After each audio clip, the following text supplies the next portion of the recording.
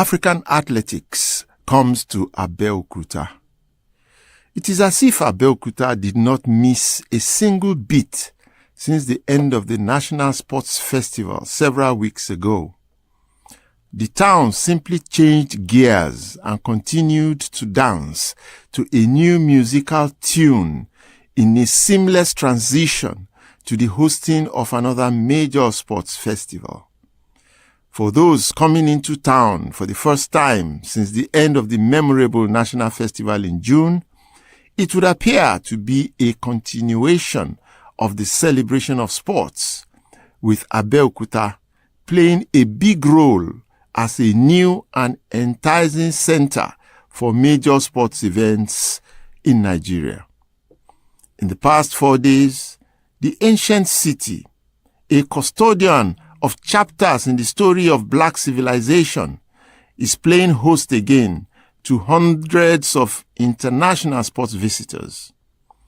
Its newly renovated sports edifice, MKO Abiola International Sports Arena, is being tested again for organization and hospitality as the young athletes from over 40 African countries have assembled to showcase their talents at the third African Athletics Combined Under-18 and Under-20 Championships. The world is watching a preview of the next generation of Africa's representatives for the next decade, at least, on the global stage of track and field. After 4 days of competition, the best of these unknown junior athletes would start to become known stars and the center of global attention. Nigeria was offered to host the event following Algeria's failure to meet some commitments. Nigerian officials presented Abeokuta as a suitable alternative following the new and modern facilities that the Ogun State government had put in place for the National Sports Festival. The experiences of the thousands of participants during the Games were the incentive for taking up the National Sports Commission's offer to African athletics to host it.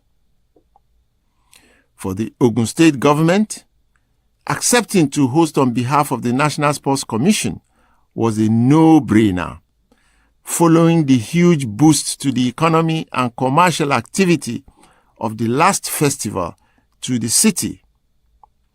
It was a win-win for everyone, particularly for Ogun State, with the big advertisement of the state capital as a friendly, peaceful, and safe place to visit and a new destination of choice for major sports activities. The city of Abeokuta has not missed a beat since the National Sports Festival. The celebration of sports and commerce has continued with the ongoing athletics events anchored to the success of the National Sports Festival in a seamless transition. So, here we are. The third African Athletics Under-18 and Under-20 Championship is going on, showcasing to the world the next generation of Africa's best athletes. It has been a great appetizer these past 4 days for those that have taken the trouble to go to the arena and to be a part of what is going on in the main bowl. The place is a truly beautiful edifice to behold, with everything looking prim, colorful, and functional. The athletes and the relatively small number of spectators are having a sporting ball. The organization of the events has been very good. Presentations of the athletes and awards have been colorfully laced with some razzmatazz copied from more advanced sports entertainment cultures, which have been on display here for the first time. Great commentaries on a good public address system are accompanied by well-choreographed musical infusions that enhance the audience experience. The city of Abeokuta has easily absorbed the number of participants, a fraction of those at the National Sports Festival. This is also a fewer number of visitors milling around the games. Understandably, junior athletics are not a major crowd puller. As a developmental program without known stars, it does not attract spectators like bees to nectar. The good news is that the events are, nevertheless, going on without any major hitches. On the surface of things, the coordination between officials of the different events from different countries is reflected in the happy faces all around. The coverage of the events for live television and online streaming have been very good. A happy return to a forgotten, good old broadcasting tradition.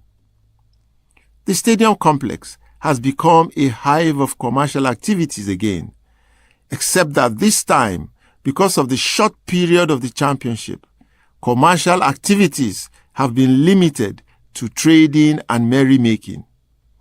During the day, the temporary stalls erected around the huge stadium complex environment are jammed with human traffic, doing brisk business of buying and selling.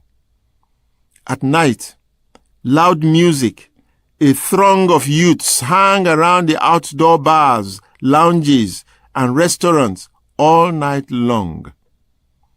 The stadium is well lit throughout the night, with security officials embedding unobtrusively into the environment. The African Athletics Junior Championship has provided the government of Ogun State a compass, a glimpse of understanding into sports economy and what can drive it. Sports events and programs on a regular basis to necessitate maintenance and regular usage of the facilities, engagement with the citizens, and promoting commercial activities. Tomorrow, Sunday, 20th July 2025, the championship ends. The climax, I'm told, will be another masterclass of entertainment, a mixture of culture, technology, sports, and pyrotechnics. It will mark another great collaboration between the National Sports Commission and the government of Ogun State under a driver of the development of a model of sports economy in Nigeria, Prince Dakpo Abiodun, who is adding yet another feather of sports to his swelling cap. Soccer convocation.